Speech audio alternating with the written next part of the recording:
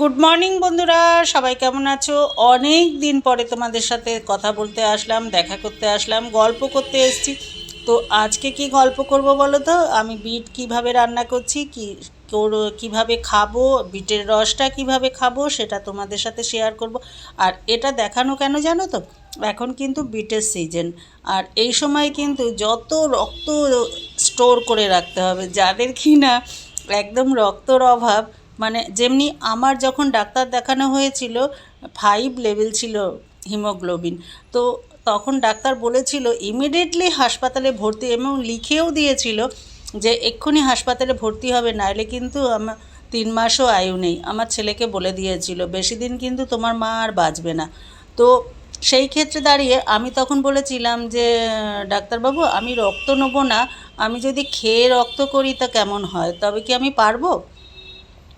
তখন বললো যে তবে সেটা তোমার রিস্ক, তুমি দেখো কতটা খেয়ে রক্ত নেবে, খেয়ে কি আর পারবে?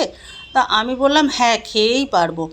যা যা খেলে রক্ত হয় সেগুলো আমাকে বলুন, আমি সেই মতন খেয়ে রক্ত বানাবো। তো সেই এবার শুরু হয়ে গেল সেই থেকে। আজ থেকে 2 বছর আগের ঘটনা। তো এই সময় হয়েছিল।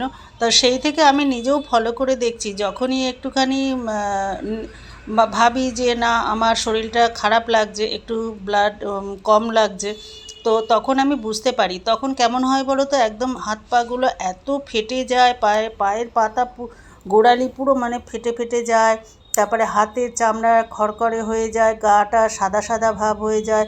আমি নিজেও বুঝতে পারি, কিন্তু কাজ করতে হবে, সেই জন্য মনের জোরে কিন্তু আমি দৌড়ই। আমার কিন্তু শরীরের জোরটার থেকে বড় কথা মনের জোর কিন্তু আমাকে সবসময় সাথ দিয়ে থাকে।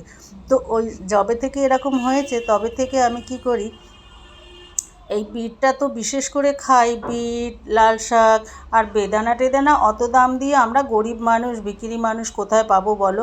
তো অত দাম দিয়ে খাওয়া সম্ভব না। যখন বিটের সিজনটা আসে তখন আমি এইভাবে কিন্তু বেশিরভাগ দিনই খেতে থাকি। আর প্রথমে আমাদের ঘরে কেউ কিন্তু খেতে চাইতো না এই বিটের নাম শুনলে তো কেউ। আর সত্যি কথা, বিটটা কিন্তু এত উপকার, এত উপকার, কিন্তু স্বাদ নেই কিন্তু সেরকম। আমার ক্ষেত্রে তো তাই মনে হয়। আর বেশিরভাগ লোকই কিন্তু দেখবে বিটটা কিন্তু খেতে চায় না, একটা বেস্বাদ টাইপের কেমন লাগে।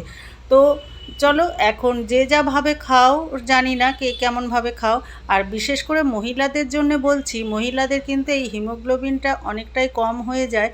আর অনেক কারণে সেগুলো অতটা আমি বলতে এখন পারবো না, অনেকটাই বড় হয়ে যাবে ভিডিওটা। তো এর ওপর দিয়েই আমি বলছি। তো যাদের যাদের এরকম কম থাকে তারা কি করবে, এইভাবে কিন্তু বিটটা রান্না করবে। আমি সিদ্ধ করে কোনো সময় জল ফেলে দিই না, আর আজকে আমি সিদ্ধ করে জলটা বার করে নিলাম, কেন কি না এইভাবে ঘন্ট বানাবো সেই জন্যে। আর ঘন্ট কিভাবে বানিয়েছি সেটা তো তোমরা দেখলেই। কালো জিরে শুকনো লঙ্কা ফোড়ন দিয়ে একটু বাদাম আর বড়ি ভেজে নিয়েছি, নিয়ে দিয়ে দিলাম। আর ধনে পাতাগুলো দেখো এইভাবে দিচ্ছি কেন বলো তো? এটা ধনে পাতাটা একটু সেন্টটাও বেরোবে। আর খুব সিদ্ধ হওয়া বা খুব ফুটে গেলে তার কোনো কিন্তু গুণটা নষ্ট হয়ে যায়, আর যে কোনো জিনিসই। তো সেই জন্যে আমি এইভাবে ধনেপাতাটা দিয়ে এবার এই চাপা দিয়ে দিলাম, তবে কিন্তু এই কাঁচা ভাবটা আর থাকবে না। ধনেপাতা সিদ্ধ করতে কিন্তু টাইম লাগে না। এবার দেখো ডিম রান্না করব। আর বিট যে সিদ্ধ করেছি, সেই বিট সিদ্ধ করা জলটা কিন্তু আমি ফেলিনি। আর 1 গ্লাসের মতন জল দিয়েছি, যাতে আমি যতটুকু খেতে পারবো ততটুকুই কিন্তু জলটা দিয়েছিলাম। আর বিট থেকেও কিছুটা জল বেরিয়েছে।